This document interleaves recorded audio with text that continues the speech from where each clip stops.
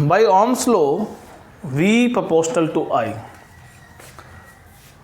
फिर हमने यहाँ प्रोपोर्शनल साइन रिमूव किया, एक कांस्टेंट लेकर आए विच इज कॉल्ड रेजिस्टेंस। फिर उसी के बाद आपने क्या पढ़ा कि रेजिस्टेंस कैन बी वेरी, यहाँ कांस्टेंट है, रेजिस्टेंस की वैल्यू वेरी कर सकते हैं by change it's dimension, length and the cross section area. आगे फिर जब हमने यहाँ से प्रोपोर्शनल साइन रिमूव किया, क्या आया? रेजिस्टिविटी। हमने फिर कहा था कि प्रोपोर्शनल साइन रिमूव करेंगे, एक कांस्टेंट लेके आएंगे। But in the last video हमने ये फॉर्मूला डिराइव किया था और ये फॉर्मूला शो कर रहा है कि एक मेटल में क्या होता है, mass of electron constant, charge of electron constant, number of electrons per unit volume यानी electron density n is equal to approx 10⁻28 electrons per metre cube होते हैं ये उस पे। और ये कांस्टेंट क्या बचा? तो हमने क्या देखा? Resistivity is inversely proportional to the relaxation time. इस पे ये डिपेंड करता है, यानी रेजिस्टिविटी जो इस फॉर्मूले में कांस्टेंट है लेकिन उसकी वैल्यू वेरी करनी है, जैसे इस R की वैल्यू वेरी करने के लिए हमें ये चाहिए, वैसे इस रेजिस्टिविटी की वैल्यू चेंज करने के लिए ये चाहिए। नमस्कार, मेरे फिजिक्स के सारे उस्ताद, नाम शेखर, काम फिजिक्स को इजी बनाना। अब तक हमने ये पढ़ लिया है। आज हमने ये रिलेशन जो हमने पिछले वीडियो में डिराइव किया था, अब इसको लेके हम कंटिन्यू देखने वाले हैं कि कैसे हमारा रेजिस्टिविटी है किसी मटेरियल की, वो रिलैक्सेशन टाइम पे डिपेंड कैसे करती है और उसकी जो डिपेंडेंसी है उसके बेसिस पे हमने क्लासिफिकेशन किया है कि मेटल ये है,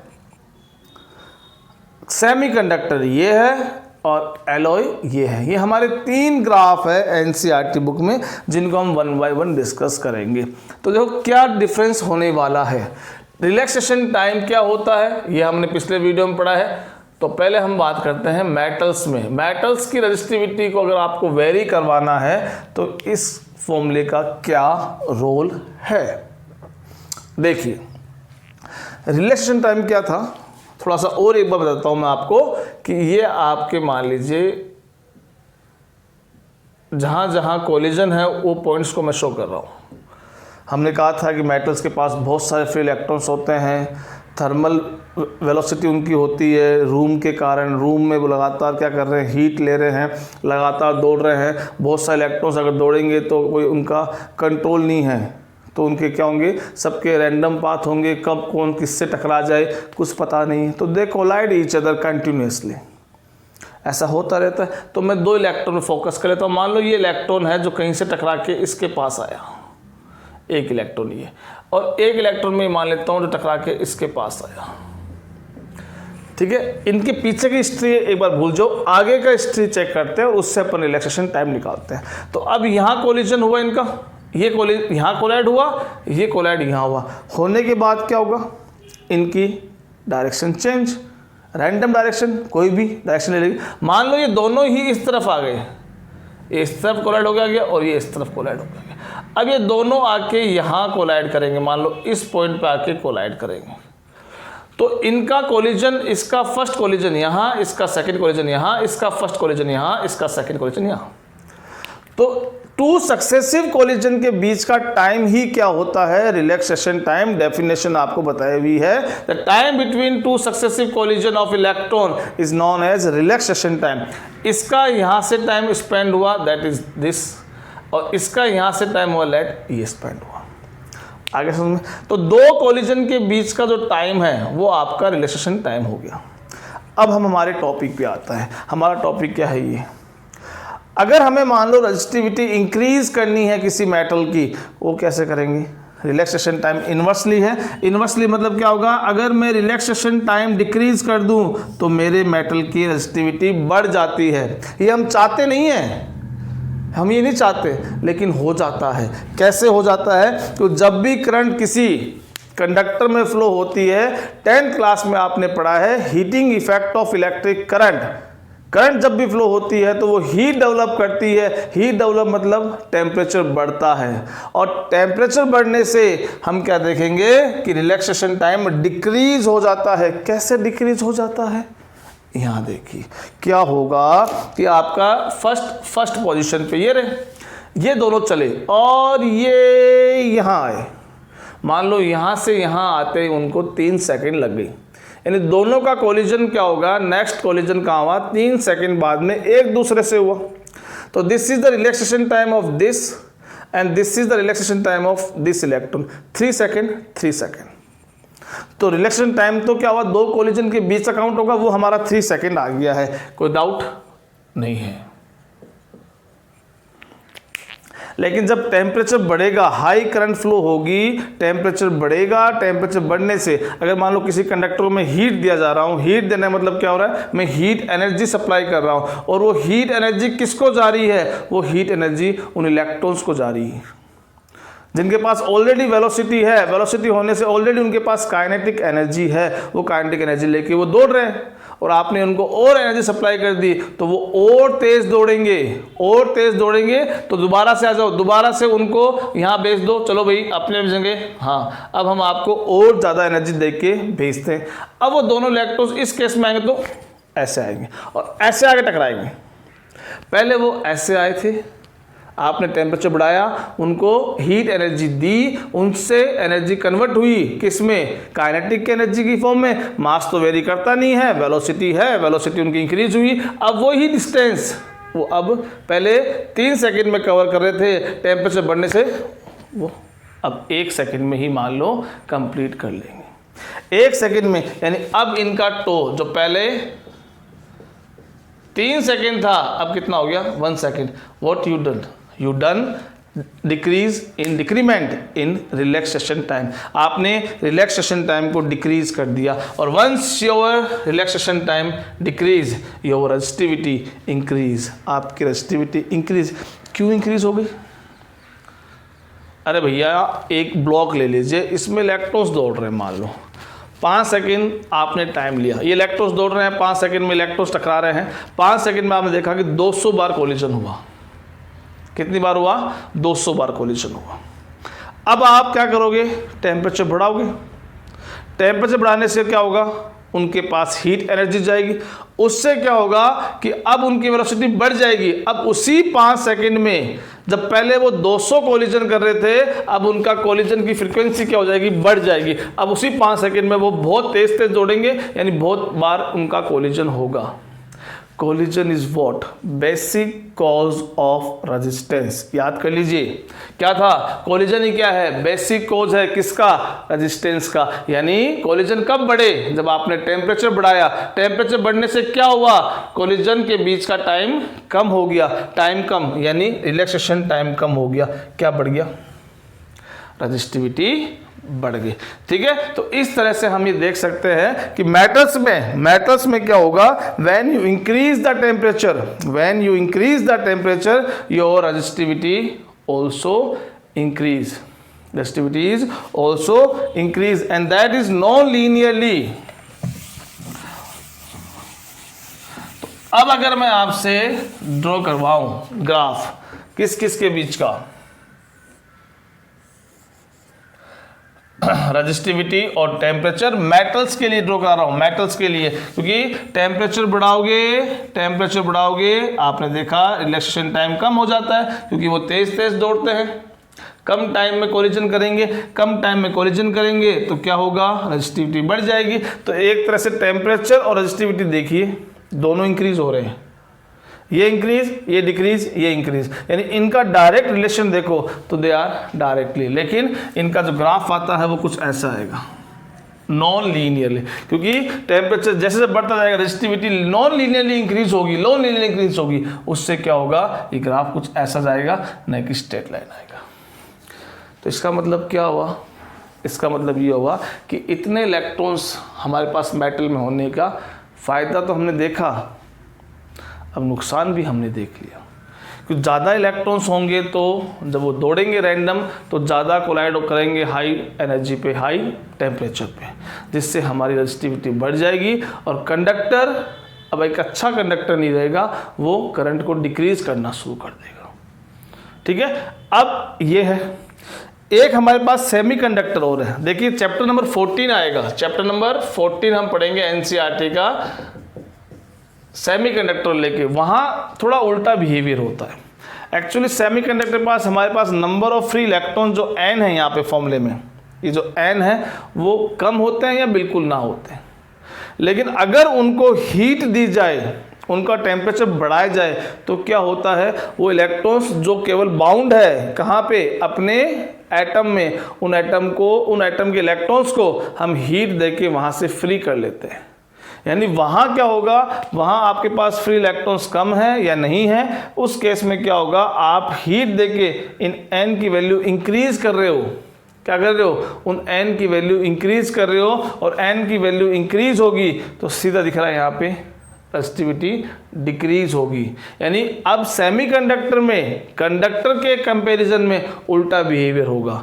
वहाँ आप नंबर्स बढ़ा रहे हैं टेम्परेचर देके, उनके पास इतने इलेक्ट्रॉन्स फ्री नहीं है जैसा मेटल में था, वहाँ इलेक्ट्रॉन्स फ्री कम है, इम्प्योरिटी मिक्स करनी पड़ती है फ्री इलेक्ट्रॉन्स आने के लिए। अगर प्योर सेमीकंडक्टर है तो बिल्कुल भी n नहीं है, पर आप जब टेम्परेचर बढ़ाते हैं तो वो n क्रिएट करते हैं, number of electrons per unit volume increase करते हैं, और इंक्रीज होने से वहाँ रेजिस्टिविटी डिक्रीज जाती है। यानी उनका अगर आप टेम्परेचर इंक्रीज करोगे, उनका इस फॉर्मूले देखो, उनका अगर आप टेम्परेचर इंक्रीज करोगे, किसका, सेमीकंडक्टर्स का, दूसरा ग्राफ किसका अपने लिए, सेमीकंडक्टर, उनके केस में क्या होगा, टेम्परेचर इंक्रीज करने से उनके n की वैल्यू इंक्रीज कर रहे हो आप। जो इलेक्ट्रॉन्स बाउंड थे, बैठे हुए थे, कोई काम नहीं कर रहे थे, लेकिन उनको अगर आप टेम्परेचर दोगे तो सेमीकंडक्टर्स में क्या होता है, वो एनर्जी लेके फ्री होना शुरू हो जाएंगे। यानी आप फ्री इलेक्ट्रॉन्स डेवलप करना शुरू कर रहे हैं, n बढ़ेगा, रेजिस्टिविटी डिक्रीज जाएगी। यानी अगर इन दोनों का डायरेक्ट रिलेशन देखो, टेम्परेचर और रेजिस्टिविटी का, इस केस में, इन केस ऑफ सेमीकंडक्टर, आप क्या देख रहे हो, दे आर इनवर्सली प्रोपोर्शनल। तो इनका जब ग्राफ ड्रॉ करूंगा, किसका, इनका ग्राफ, रो का, टेम्परेचर का ग्राफ इनवर्सली ऐसे आएगा।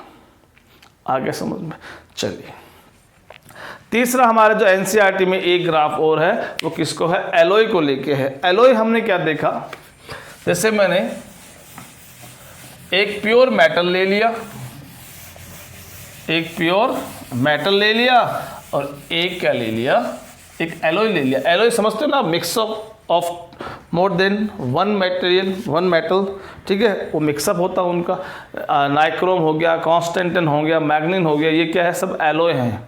ठीक है, इनमें 2 या 3 क्या होते हैं आपके मेटल्स मिक्स करके आप इनको बनाते हैं। ठीक है, अब हमने क्या प्रैक्टिकल किया, ऐसे मान लीजिए कि मैंने एक सिंपल कॉपर ले लिया, ये कॉपर का वायर ले लिया, एक सिंपल मैंने एलॉय का वायर ले लिया। ठीक है, दोनों का टेम्परेचर मैंने मान लो इनिशियल दोनों का 20 डिग्री था, और उसको बढ़ा के 60 डिग्री कर दिया, वेरिएशन लाया। ये वेरिएशन सेम टेम्परेचर मैंने ऑब्जर्व किया तो इसकी रेजिस्टिविटी तो बहुत ज़्यादा इंक्रीज हो गई, जैसे अभी हमने ग्राफ में देखा था, और इसकी रेजिस्टिविटी इंक्रीज तो हुई है पर काफ़ी कम इंक्रीज हुई, लीनियरली इंक्रीज हुई, ज़्यादा इंक्रीज नहीं हुई। यानी टेम्परेचर का इफेक्ट तो इसकी रेजिस्टिविटी भी पड़ेगा, पर इतना इफेक्ट नहीं पड़ेगा जितना एक प्योर मेटल पे पड़ने वाला है। ठीक है, यानी अगर मैं टेम्परेचर और रेजिस्टिविटी का ग्राफ ड्रॉ करूँ for the alloy, it's show graph like this. ये स्टार्ट यहाँ से क्यों हुआ, क्योंकि alloy already have some resistivity, and once you increase इस value is not increase linearly. Temperature बढ़ाओगे तो ये ऐसे लीनियरली इंक्रीज होगा। बहुत ज़्यादा वेरिएशन जैसा कॉपर में यानी मेटल में हमने देखा था, वैसा वेरिएशन एलॉय में नहीं आता। और इस प्रॉपर्टी का एक फ़ायदा है, इस प्रॉपर्टी का फ़ायदा क्या है कि टेम्परेचर पे इसकी जो ये वीक डिपेंडेंसी है, टेम्परेचर पे इसकी जो ये वीक डिपेंडेंसी यानी ये कम इफेक्ट पड़ता है टेम्परेचर बढ़ाने से, इसलिए हम इसका यूज़ करते हैं स्टैंडर्ड रजिस्टर्स बनाने के लिए, स्टैंडर्ड रजिस्टर्स बनाने के लिए। अभी अपन पढ़ेंगे, अगला टॉपिक यही है स्टैंडर्ड रजिस्टर्स बनाने के लिए सीबीएसई में क्वेश्चन भी आया था कि वाई एलॉय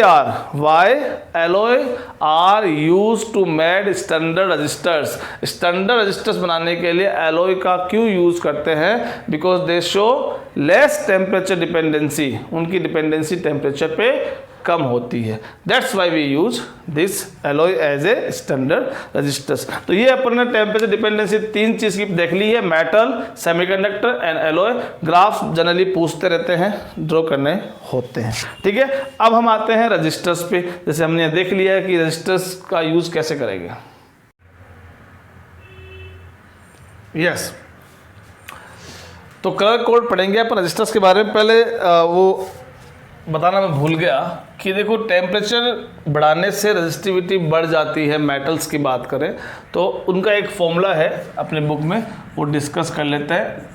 ये कुछ ऐसा एक फॉर्मूला है, 1 + अल्फा T - T0, ऐसा एक फॉर्मूला है। देखिए यहाँ क्या क्या है, रो क्या है। जैसे आपका मान लीजिए आपका कंडक्टर और अभी 20 डिग्री टेम्परेचर पर था मेटल, और उसका टेम्परेचर बढ़ा के आपने 120 डिग्री सेल्सियस कर दिया। तो इस केस में जो रेजिस्टिविटी है उसका नाम तो है रो नोट, ठीक है। और टेम्परेचर बढ़ाने के बाद में अब जो रेजिस्टिविटी नहीं हमें मिलने वाली है वो क्या हो जाएगा, रो टी। बड़ा इजी है। ये क्या है, टेम्परेचर डिफरेंस, यानी इस केस में इसका नाम हो गया T0 और इस केस में इसका नाम क्या हो गया, T। तो T - T0 यहाँ क्या आएगा, 100 आएगा। एक टर्म और यहाँ पे अल्फा, अल्फा क्या है यहाँ पे, टेम्परेचर कॉफिशिएंट,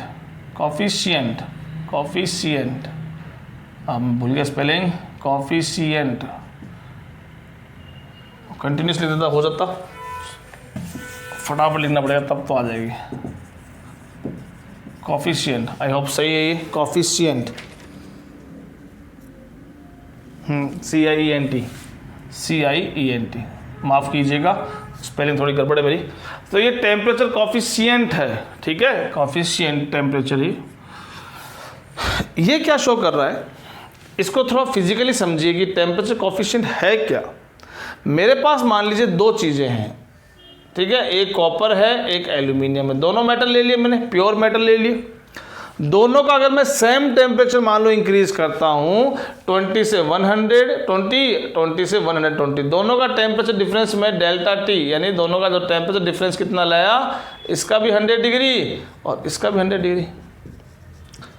लेकिन प्रैक्टिकली हम क्या देखेंगे कि इन दोनों की रेजिस्टिविटी टेम्परेचर इंक्रीज करने के बाद वो सेम नहीं आएगी, वेरिएशन आएगा। और वो वेरिएशन डिपेंड करेगा इनके टेम्परेचर कॉफिशिएंट पे, यानी टेम्परेचर पे कितनी इनकी डिपेंडेंसी है, वो अल्फा यानी टेम्परेचर कॉफिशिएंट शो करता है कि कौन उसी टेम्परेचर पे ज़्यादा रेजिस्टिविटी बढ़ाता है और कौन कम बढ़ाएगा। वो डिपेंड करेगी इस अल्फा की वैल्यू। अल्फा की वैल्यू ज़्यादा है तो टेम्परेचर डिपेंडेंसी भी ज़्यादा है रेजिस्टिविटी की, और अल्फा की वैल्यू कम है तो टेम्परेचर डिपेंडेंसी कम है। यानी अगर आपसे पूछा जाए कि एलॉय की टेम्परेचर डिपेंडेंसी कैसी है, तो आप क्या बोलोगे, एलॉय की डिपेंडेंसी लो है, वीक टेम्परेचर डिपेंडेंसी है, यानी उसकी अल्फा की वैल्यू कम मिलेगी कंपेयर टू मेटल्स, ठीक है ये। और इसके कॉरस्पॉन्डिंग ही हमने रजिस्टर का फॉर्मूला बना रखा है, क्यों एनसीईआरटी में एग्जाम्पल है, क्वेश्चन भी आता है। अगर हमें टेम्परेचर बढ़ाने के बाद रेजिस्टिविटी बढ़ी है, मतलब रेजिस्टेंस भी बढ़ा है, कितना बड़ा है वो हमें ऐसे निकाल सकते हैं। बस आर की रो की जगह आर रिप्लेस कर दीजिए, वहाँ आपका ये फॉर्मूला बन जाता है।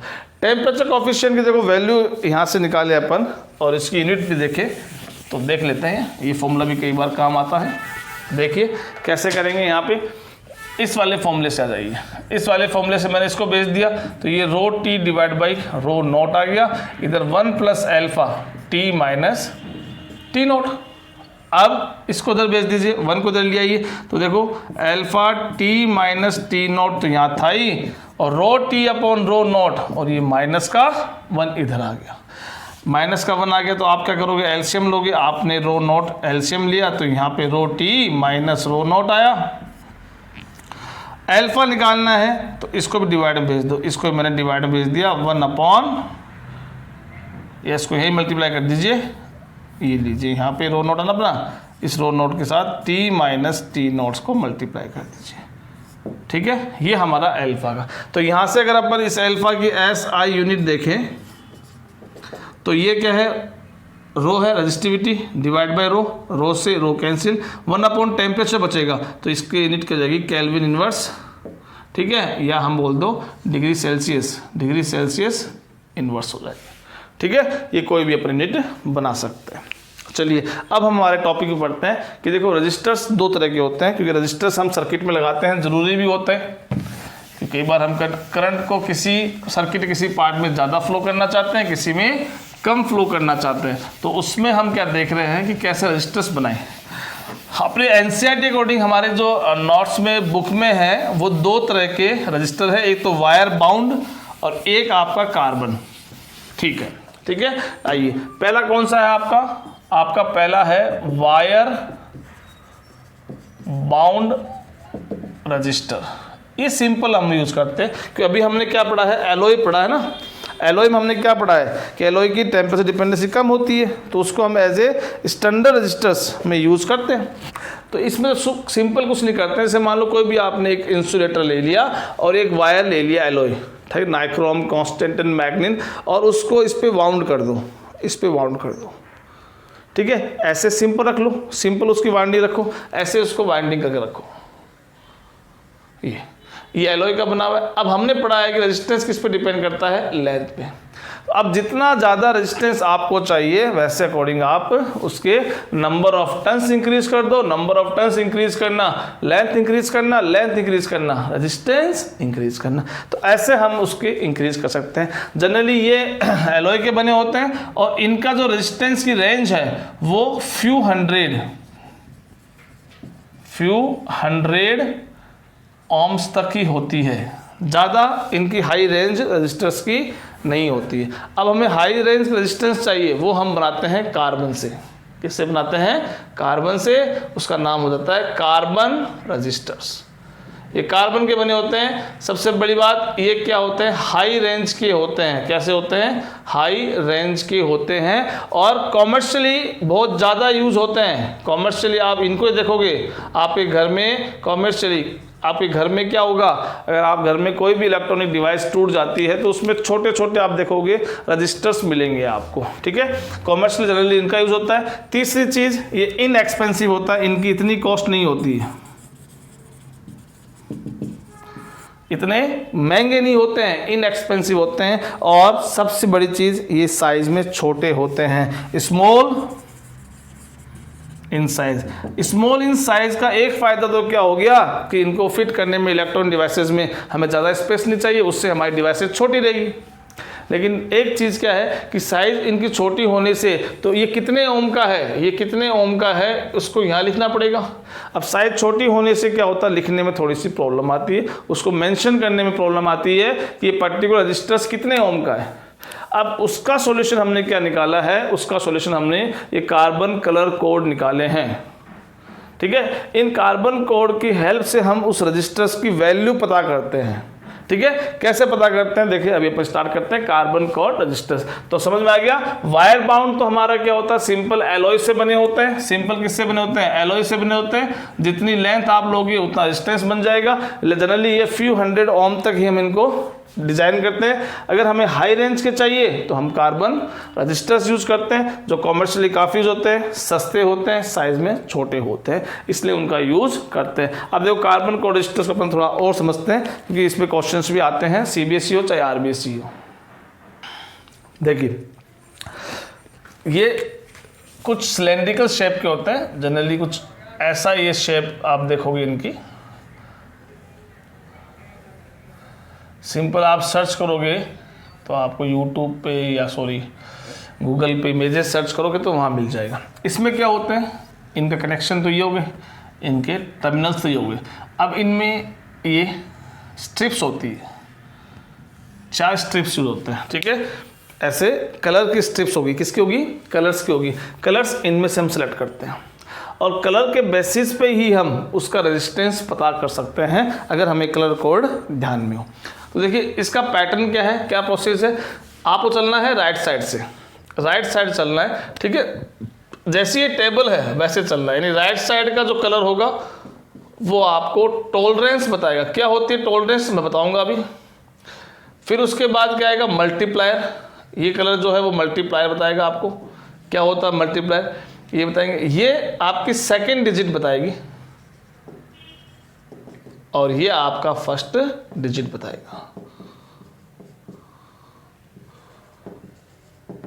ये इसका कुछ पैटर्न होता है। एक एग्जांपल लेंगे और बड़ा सिंपल है, आपको समझ में आ जाएगा। ठीक है, देखो इसमें जो कलर है वो बताता हूँ मैं आपको। ये है ब्लैक कलर, ये कैसा है ब्लैक कलर। ये आपका ब्राउन, ये रेड, ये आपका ऑरेंज, ये आपका येलो, ग्रे, ब्लू, वॉयलेट। कोई स्पेलिंग गड़बड़ हो जाए तो बता देना मेरे को।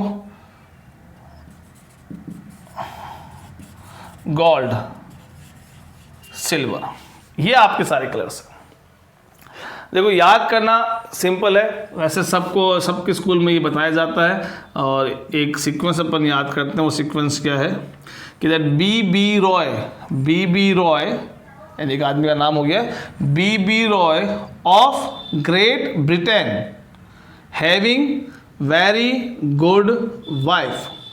B Roy of Great Britain having very good wife। फिर गोल्ड सिल्वर नो कलर। तो ये पैटर्न इसका याद करने का है। ब्लैक से स्टार्ट करेंगे, ब्राउन इस तरह से स्टार्ट करें। ठीक है, और इसमें हम जो कलर्स यूज करेंगे उनमें ये कलर्स जो होंगे वो ये डिजिट मल्टीप्लायर और टॉलरेंस को रिप्रेजेंट करते हैं। देखिए अब मैं आपको एक एग्जांपल ले लेते हैं। सपोज ये आपका रेड कलर है, ठीक है, और ये आपका ब्लू कलर है, ठीक है, ये आपका मान लीजिए आपका ये ब्राउन कलर है और ये आपका गोल्ड कलर है। अब एक रजिस्टर आपको दिया है जिस पे 4 स्ट्रिप्स है और इन 4 स्ट्रिप्स के कलर मैंने आपको बता दिए, रेड, ब्लू, ब्राउन और गोल्ड। तो स्टार्ट करते देखो रेड। यहाँ देखो पहला रेड क्या है, रेड कलर फर्स्ट डिजिट का है, तो फर्स्ट डिजिट क्या आएगी यहाँ पे 2, तो यहाँ पे ये 2 आ गया, यानी इसका रजिस्टेंस हम निकल रहे हैं 2 आ गया। ब्लू, अब सेकंड डिजिट दोबारा लेना है, ठीक है, तो ब्लू कलर कौन सी होती है 6 होती है, ये 6 हो गई।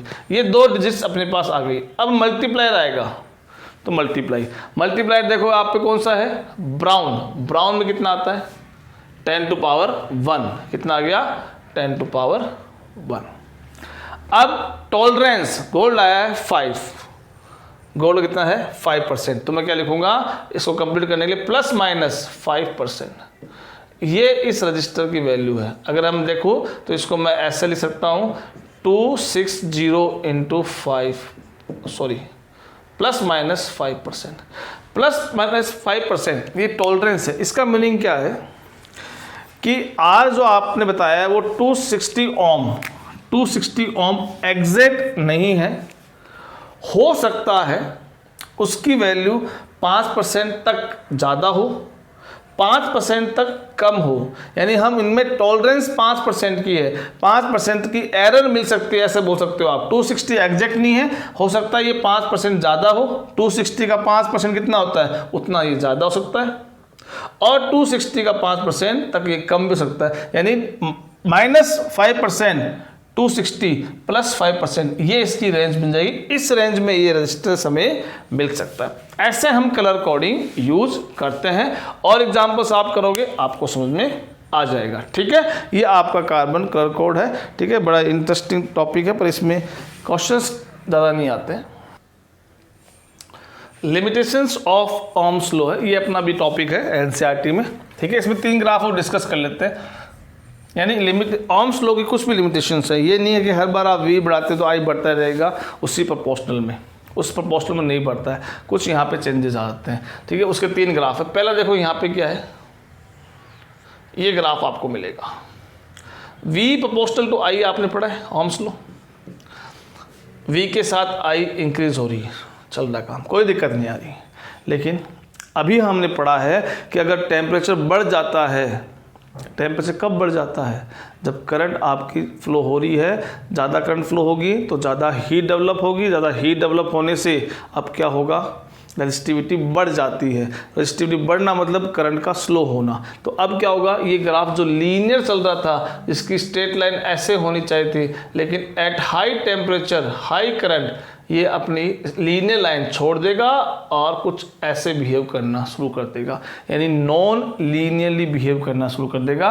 When the current is very high, temperature increased very high which cause resistivity increase and the potential will decrease. Current ज़्यादा होगी, हीट ज़्यादा बनेगी और आपका जो करंट की वैल्यू वो धीरे धीरे रेजिस्टिविटी बढ़ने से डिक्रीज होती जाएगी।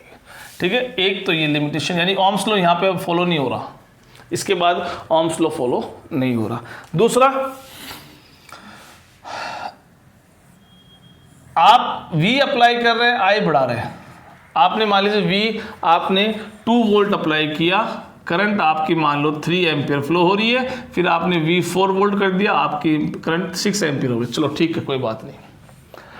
आपने पोटेंशियल रिवर्स कर दिया, यानी किसी कंडक्टर के अक्रॉस आपकी ये बैटरी लगी हुई थी प्लस माइनस, ठीक है। अब वो कंडक्टर कौन सा है, डायोड है। अब पढ़ेंगे अपन, ये डायोड एक सिंबल है, 14 चैप्टर पढ़ेंगे। इसके क्रॉस आपने पहले ये प्लस और ये माइनस लगा रखा है, तो आपका V इस तरफ अप्लाई है। अगर आप इस बैटरी के साइंस चेंज कर देते हैं, सॉरी माइनस प्लस कर देते हैं, तो अब आपका V प्लस टू माइनस इस तरफ हो जाएगा। तो अगर आपने V सेम रखा है पर डायरेक्शन रिवर्स कर दी है, तो करंट तो साथ साथ रिवर्स हो जाएगी, लेकिन करंट का जो मैग्नीट्यूड होगा वो वापस हमें उतना नहीं मिलने वाला। यानी आपने 2 से 3 किया, एम्पियर हो गई थी, आपने जो 4 वोल्ट अप्लाई किया तो आपको इस डायरेक्शन मान लो 6 एम्पियर मिल रहा था करंट, लेकिन अब आपने इधर 4 वोल्ट अप्लाई किया, वोल्टेज की डायरेक्शन रिवर्स की, मैग्नीट्यूड सेम रख के, लेकिन करंट आपको अब 6 एम्पियर नहीं मिलती है। यानी ओम्स लॉ अब गड़बड़ हो रहा है। V बढ़ाते हैं, I बढ़ता है, तो अब जब V कम करेंगे तो उसके कॉरस्पॉन्डिंग I कम होना चाहिए, लेकिन कुछ कंडक्टर्स में ऐसा नहीं होता है। इसका एग्जांपल है डायोड, PN जंक्शन, 14 चैप्टर आएगा। तो उसमें क्या होता है, ग्राफ ऐसा बनता है, इस तरफ V बढ़ाया तो I इस तरफ बढ़ा, लेकिन जब आपने इस तरफ V बढ़ाया, ये नेगेटिव V डायरेक्शन रिवर्स कर दी, तो करंट भी आपकी रिवर्स हो गई, लेकिन ग्राफ कुछ ऐसा ही आता है, उसके प्रोपोर्शनल ग्राफ नहीं आता। अगर ये ग्राफ ऐसे आता इधर भी तो हम मानते हैं हाँ ठीक है, ओम्स लॉ फॉलो हो रहा है, लेकिन ये ग्राफ ऐसे आता है। ठीक है, ये सेमीकंडक्टर्स में होता है, डायोड में होता है, डायोड में। ठीक है, 14 चैप्टर आएगा तब पढ़ेंगे। अब थर्ड ग्राफ और दे रखा है लिमिटेशंस में, और वो दे रखा है GaAs।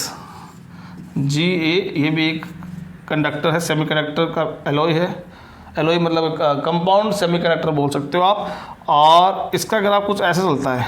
इनिशियली तो क्या होता है, आपका ये ओम्स लॉ फॉलो करता है, फिर थोड़ा सा ओम लॉ गड़बड़ करता है, फिर ये डिक्रीज होता है, फिर ऐसे बढ़ता है, ऐसा ग्राफ मिलता है। यानी यहाँ तक तो ये ओम्स लॉ फॉलो कर रहा है, कोई दिक्कत नहीं आ रही। यहाँ तक ये नॉन लीनियरली चलने लग गया है, स्ट्रेट लाइन नहीं है।